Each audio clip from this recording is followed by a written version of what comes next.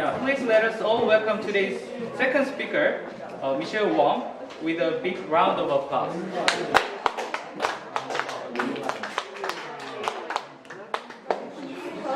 Same one. It was her.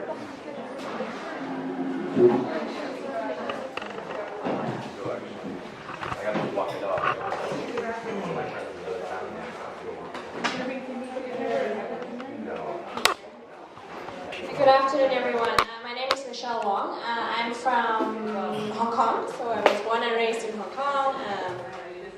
And I spent a few years in the States, and then I spent a couple of years in the UK before moving back to Hong Kong. I'm here because I'm actually now working for the Guangzhou Biennale as part of the curatorial team. I'm an assistant curator for this edition of Guangzhou Biennale, and thank you very much to Guangzhou International Center for hosting us here, as well as other participating artists who come through. But outside of Guangzhou Biennale, I actually work full-time in Hong Kong in a place called Asia Art Archive. It's actually a non-profit organization focusing on the visual arts, and our aim is to help people do research around contemporary art in Asia. And one of the first questions that we get asked is, how do you define Asia? Very often. For us, Asia actually is liquid. It's not bounded by national borders, but it's actually an idea of how things influence one another. So an interesting example would be to think about London as part of Asia, or as related to Asia, because many contemporary artists and modern artists actually trained in London. So how do you talk about these things? And what you're looking at right now is actually our library in Hong Kong. So our headquarters is in Hong Kong, and we have a library that's open to the public for free 6 days a week. We were founded 16 years ago, so inshallah we've been running quite well for the past 16 years. I work for the research team in Asia Art Archive. So the work that I do involves running projects that are often collaborations with museums as well as individuals to create materials as well as research tools for people to use to do their research on art history, as well as curating and making exhibitions. This is our website. This is an image of our website. That's our logo, but by working with these institutions and individuals, what we do is we identify key materials that are important to contemporary art history. And these are very often documents such as correspondences, photographs, and we digitize them and then we share them online. This is not to say that the digital document can replace the physical encounter of an archive, but it changes the economy of doing research. So an academic researching on, say, for example, India's contemporary art from California can do much more research because of this before he or she actually goes to India, for example. But what we describe ourselves is we are kind of platforms for accumulation of knowledge and of knowledge production. So we have an interest in how infrastructure works, so how artist run spaces impact art ecologies, how museums and universities or art schools impact how artists become artists. But we are also interested, but geographies are good because in a way you never move away from geographies, but you can problematize them. You can make them more complicated. But what I will do today is to walk you through a couple of projects that we've been doing. I work mainly in Hong Kong, so the project that I'm working on is actually on Hong Kong art history. In Hong Kong art scene, there's always this saying that we have no art history, but what are you talking about? There are 3 art history books. So the problem here probably is that the narratives or the prepositions, they don't circulate. So the project here tries to address this problem. How do we do that? This is another journal, which only ran for 4 years because they ran out of funding. So we do that by following different lines of inquiry, so asking questions. about exhibitions. So what were the exhibitions, say for example, in Hong Kong in the 1960s and 70s? Hong Kong's first museum was founded in 1962. So what were being shown there? How were artists being taught? So art pedagogy, and were they teaching to make a living? And art writing, so how was art being written about? Who was reading about art? And what languages were they being written in? And my favorite is always about modes of exchange. I just spoke about London, Asia. So the question is to ask, what was Hong Kong as a place interacting with? So were they in conversation with Korea? Actually they were, we found out. Were they exchanging with other places other than the centers of Euro-America? And we asked these questions to create different tools for research. So interviews, by speaking to people who were active at the time, so we're talking about the 60s and 70s, digitized archival materials. When you talk to people, they like open up their cabinets and then there are tons and tons of documents and photographs. And then we also create these tools that are mostly for academic users, such as some timelines and bibliography. This is one of the person that we interviewed who's from Taiwan. His name is Liu Guosong. So he lived in Hong Kong for many, many years, for over 30 years. But the funny thing was, in Hong Kong, he was spoken of as a Taiwanese painter. But in Taiwan, he's being spoken of as a Hong Kong painter. So it's like, what's going on? This is Sandra Walters, who is one of the first gallerists, first art dealers in Hong Kong, setting up a gallery in Central in late 1970s. And then this is Mui Chong-ge, who lived for the most of his life actually in mainland China and then fled the Cultural Revolution to come to Hong Kong.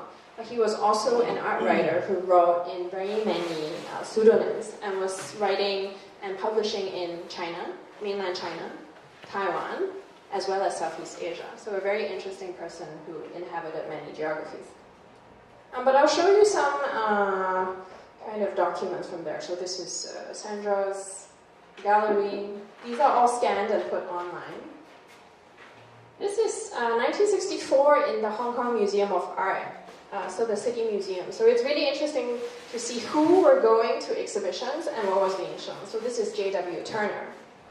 And you see, like, these are all like police officers and white people. As in saying, so then who were then the audiences who were interested in art? Or why is it that we only see this perspective? It's more of a Museum of Art. So you have Turner, a British painter, and then you have in the same space these kind of Ming and Qing period ceramics and paints. This is some other documents, very, very rare documents that we were able to access because of the relationships we built with the people. This is a Taiwanese painter, a Taiwanese sculptor who now is at the Tate Museum. So he left Taiwan and then moved to the UK, and for the longest time was kind of ignored and became invisible. There are actually 3 Korean artists who we have no idea who they are. So this is what happens when you encounter archival documents and then new questions can be asked. This is Chong Soo-peung, who's from Malaya in Singapore. And these are some of the abstract paintings that were being shown at the time. I'm really nerdy, so I love these kind of stuff. This is another writing from Kuala Lumpur in 1972. So the project works like this. You interview these people, then they give stuff to you. Then you can use those stuff to find other stuff within Asia Art Archive, and then it leads you out to other institutions within the city. And then it leads you out of Hong Kong. So this is in a way of navigating the different resources that are available. And it's also quite interesting to apply that mindset to what's available in Gwangju. How do you access the Gwangju Biennale, as well as the ACC, as well as the 518 Archive Center, as well as the GIC? How do you actually make something out of this? Oh, in Southeast Asia. But this is my favorite project that I've been working on for the past 3 years. The artist, his name was Ha Baek-chun. He passed away in 2009. He was sort of a modernist sculptor and printmaker, lots of collage sensibility. accessibility. And this is him. Apart from making artworks, objects, he also photographed many things, including his own artwork.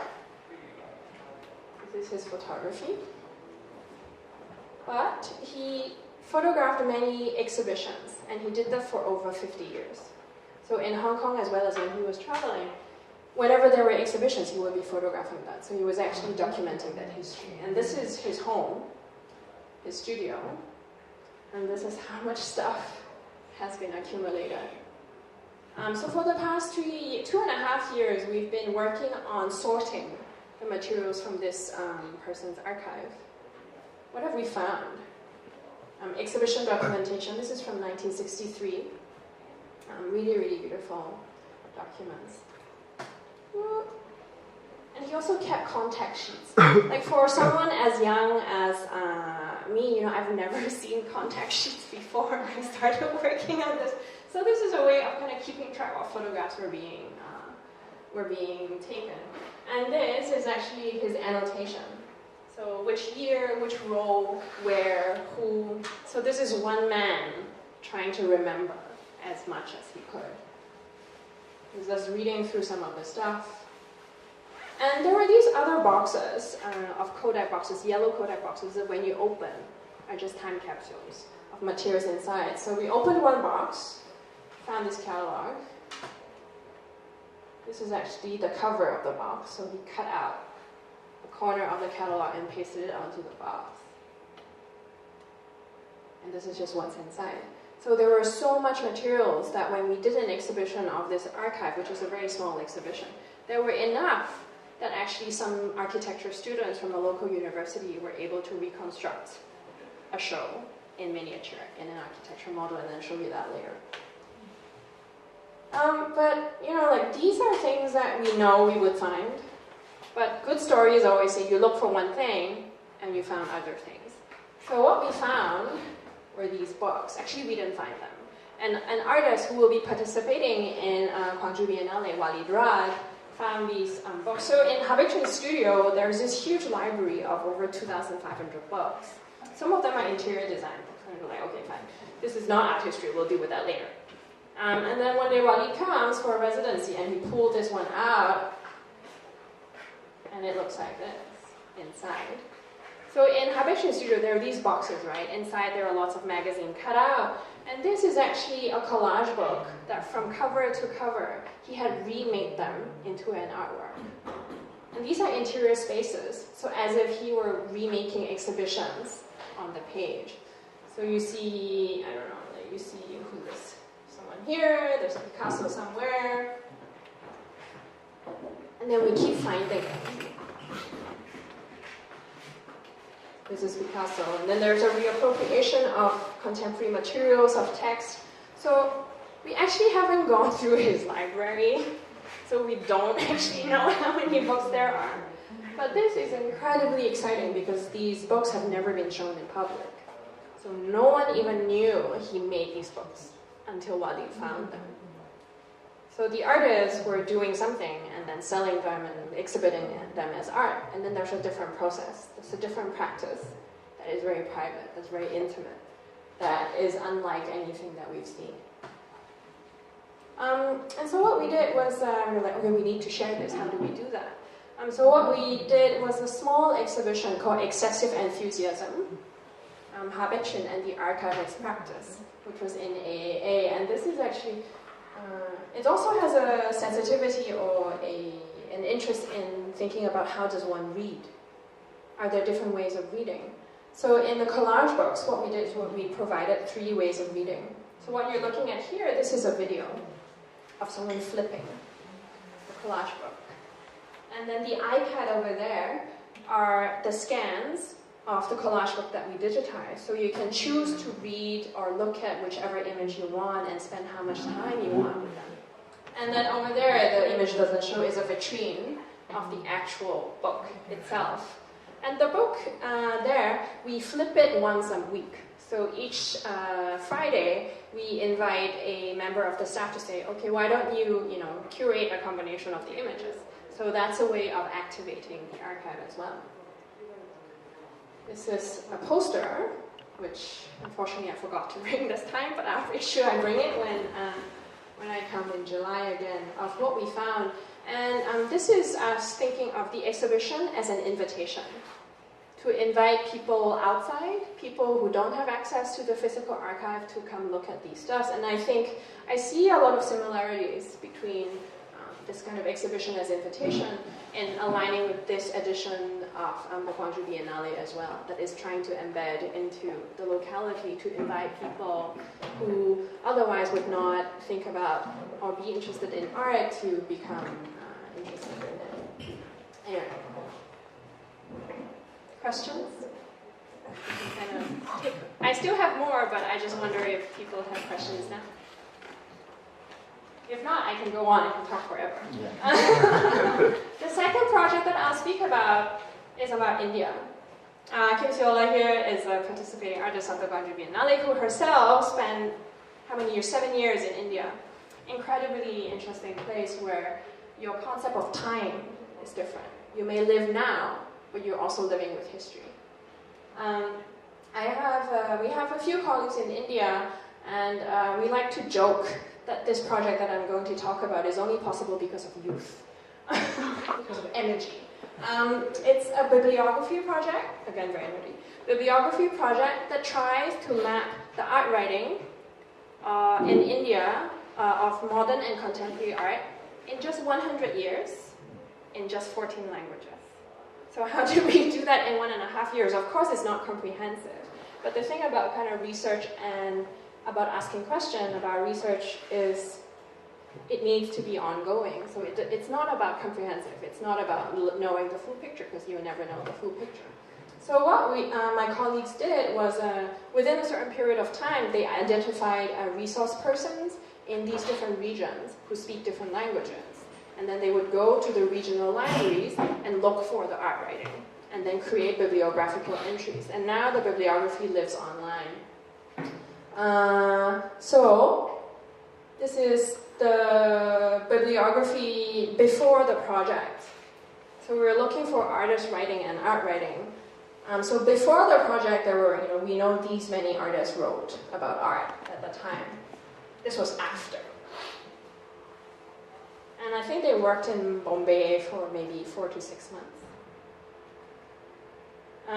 So the whole thing is, there is, before this project we would have known this much, but then afterwards, there's that much. And one thing to note about art history, especially on South Asia, is that a lot of it is actually done in English. So you only have access to English language text. But Bombay speaks what, Malayalam? No.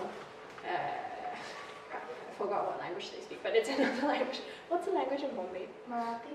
Marathi, yeah? Yeah, okay.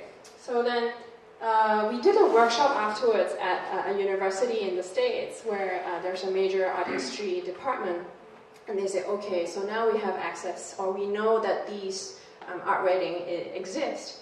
So how does that impact the language requirement of art history students? So maybe knowing just English is no longer enough. You need to know Marathi. But one of the very interesting things about this bibliography is that you can also visualize. And when you have a lot of data there, you can actually play a lot with how you present that. And this is what we did as well.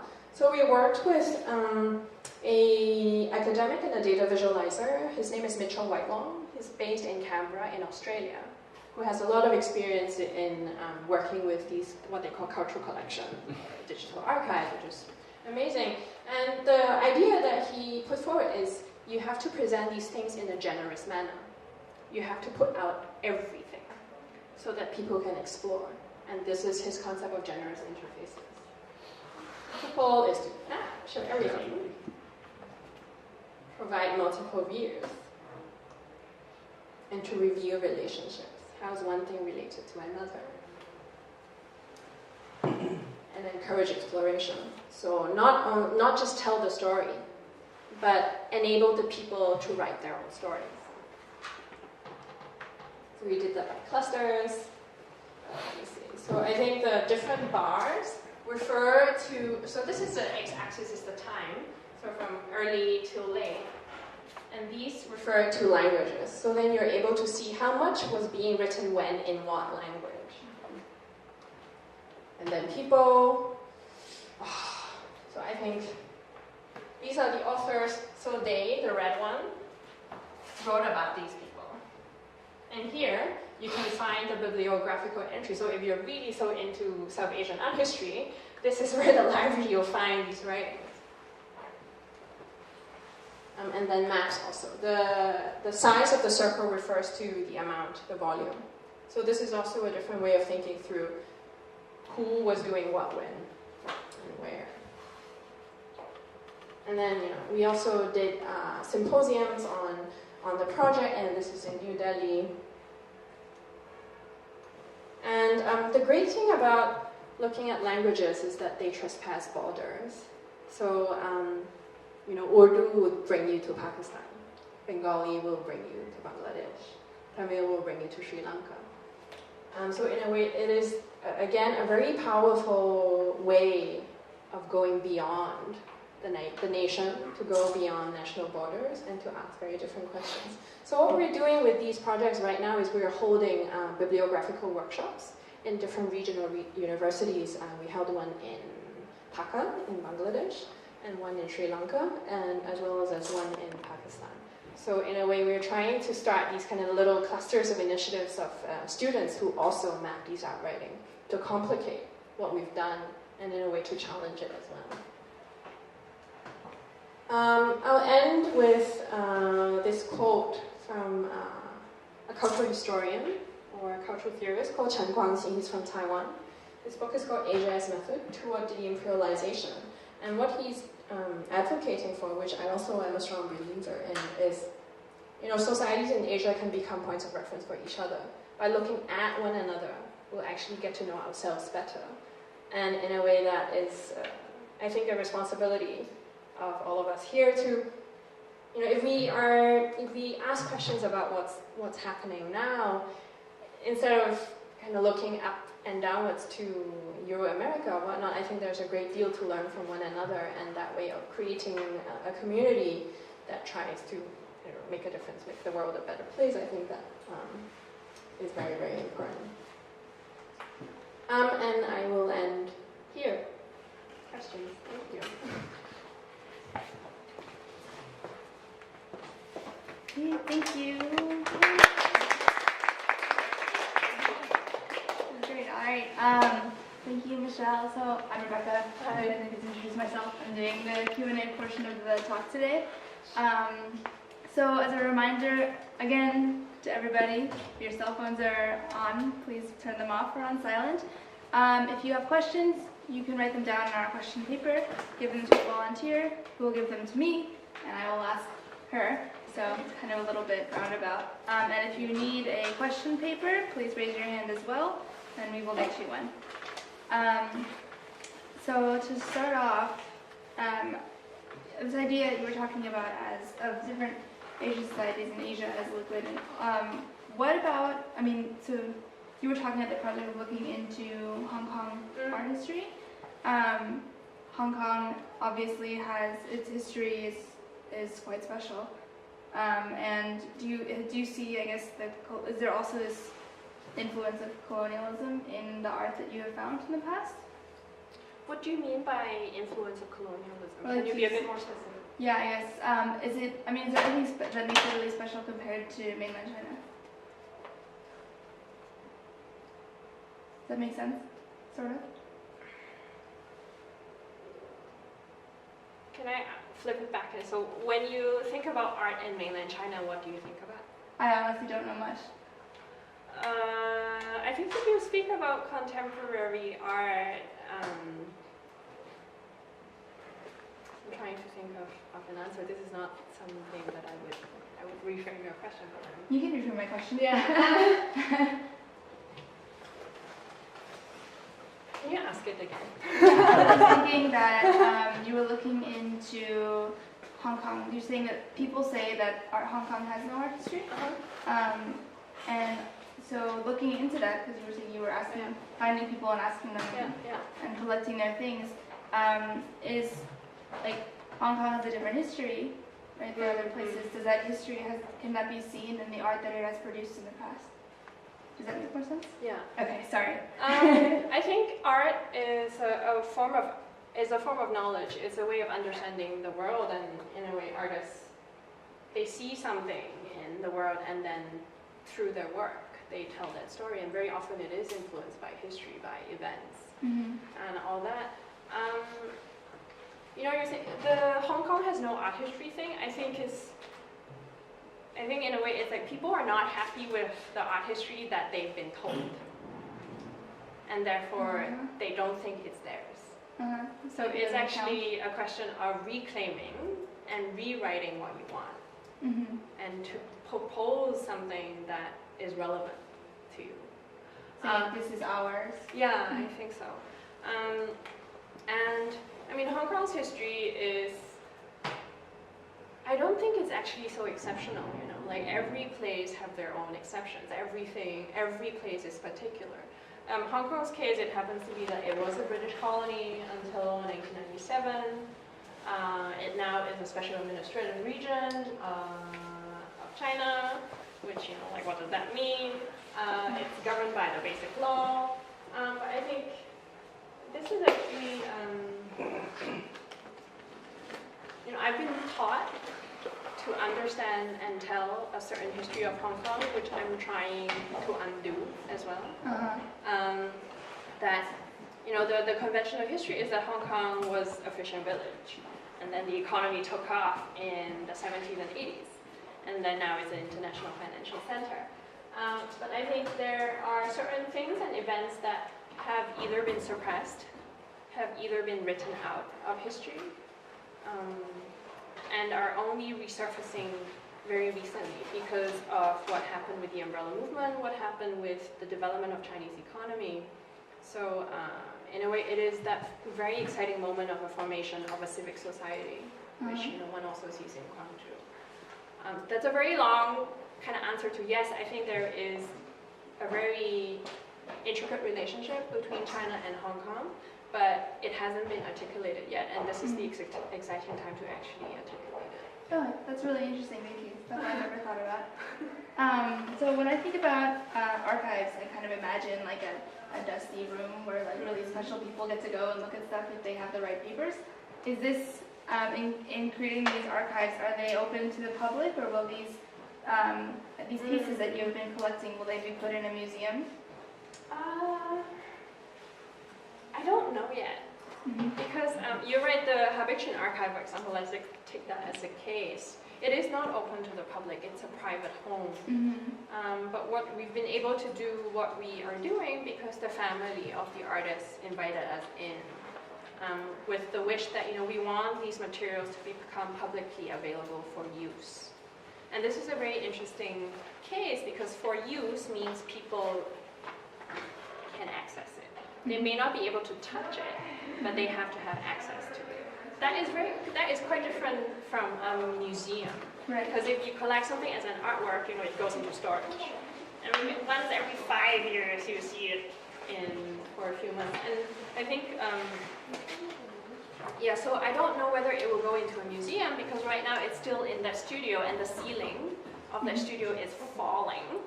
So we've actually just raised a huge grant to move the archive out, and we'll take temporary custodianship of it. And during these 3 years, one of the aim is to start the conversations with the right institutions to take care of it permanently. I would love it to go to a university, because, or maybe a university museum, but also has, you know, the student population who will become users of it, and a library that can make it accessible in that way.